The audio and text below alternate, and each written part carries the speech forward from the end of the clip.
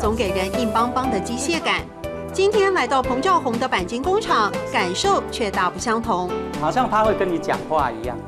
汽机车的零件化身温柔小猫，因为朋友爱猫，彭兆宏原本打算自己用钣金做只猫咪当礼物，没想到欲罢不能，一口气做出30多只猫咪，表情多样，姿态各异。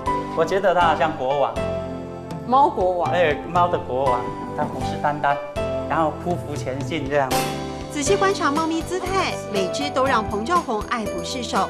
难度最高的一窝小猫，让他好几天废寝忘食。吃饭时间到了，他就说我不能停下，停下来那个灵感会跑。半年的时间，彭兆宏家中角落到处都是铁猫踪影，时刻与猫相处，仿佛也潜移默化改变了大男人的想法。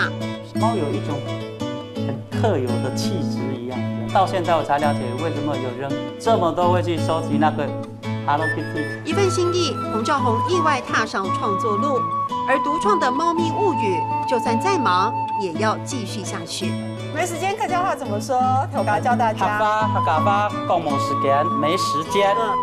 冇時間，冇時間。